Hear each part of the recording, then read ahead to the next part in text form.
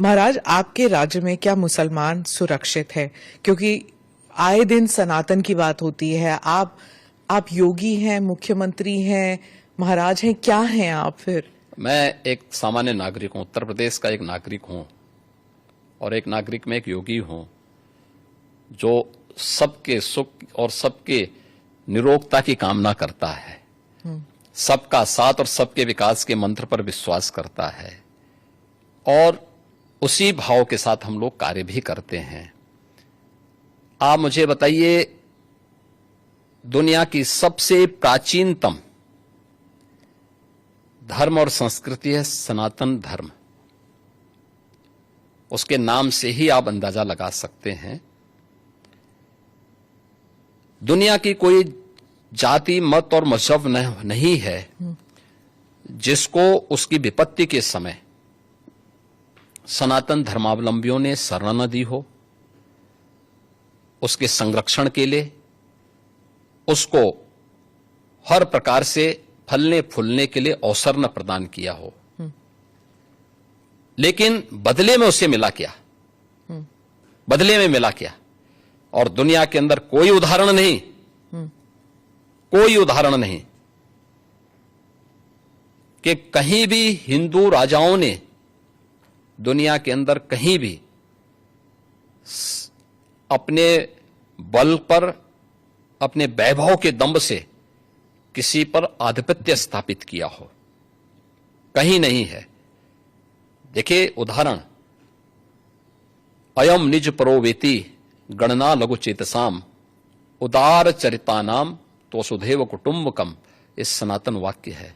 दुनिया के अंदर कोई बोलता है? दुनिया के अंदर किसी ने इसका आचरण किया? कोई नहीं किया। सब तो हड़पना चाहते हैं। यानी यह अपना है या पराया है, भेदभाव छोटी संकुचित बुद्धि के लोग करते हैं। उदार चरित्र के लोगों के लिए तो पूरी दुनिया ही एक परिवार है।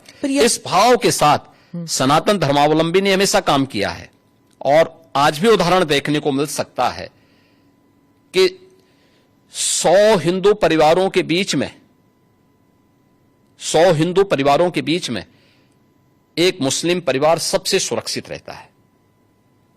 उसको इसके पर्व और त्योहारों को,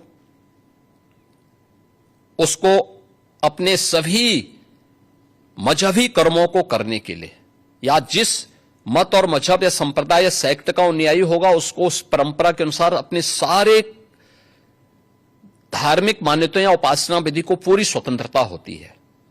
लेकिन मैं कहता हूं 100 परिवारों के बीच में, एक हिंदू की बात तो दूर करिए, 100 मुस्लिम परिवारों के बीच में 50 हिंदू सुरक्षित रह सकता है क्या? नहीं रह सकता।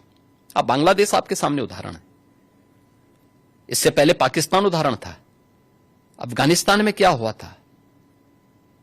ये चीजें दिखाती हैं, और होशियारी यही है कि कहीं धुआं उड़ रहा हो या किसी को ठोकर लग रही हो तो हमें ठोकर लगे इससे पहले हम संभल जाएं। तो वही संभलने के लिए बोला जाता है। हम तो सबके बीच सबको समान भाव से देख रहे हैं। उत्तर प्रदेश में मुसलमान सबसे ज्यादा सुरक्षित है, सबसे ज्यादा सुरक्षित है। अगर हिंदू सुरक्षित है तो वह भी सुरक्षित है।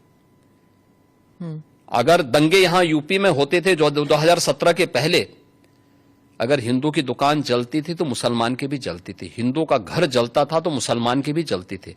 और 17 के बाद से दंगे बंद हुए। अगर हिंदू सुरक्षित है तो मुसलमान भी सुरक्षित है।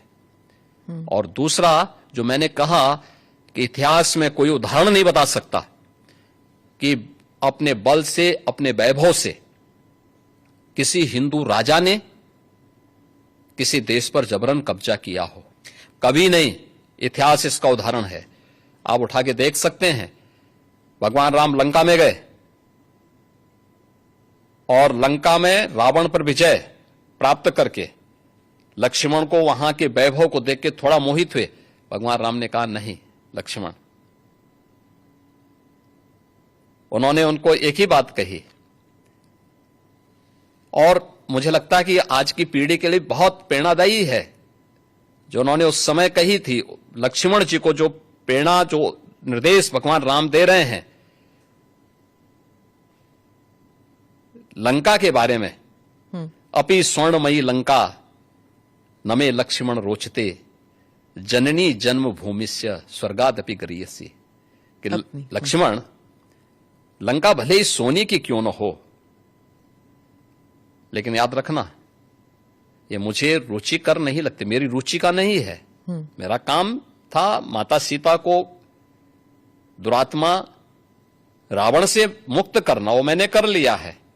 अब हमें यहां से निकलना है, क्योंकि जिस मां ने जन्म दिया है और जहां हमने जन्म लिया है उससे बढ़कर के दूसरा कोई भी, स्वर्ग से बढ़कर के उपभोग दूसरा हो ही नहीं सकता, इससे बढ़कर के उपभोग हो ही नहीं सकता है, चाहे वो स्वर्ग ही क्यों ना हो। और इसलिए हम यहां नहीं करेंगे।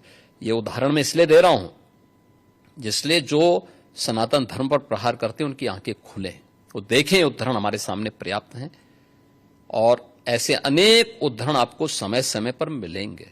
मुख्यमंत्री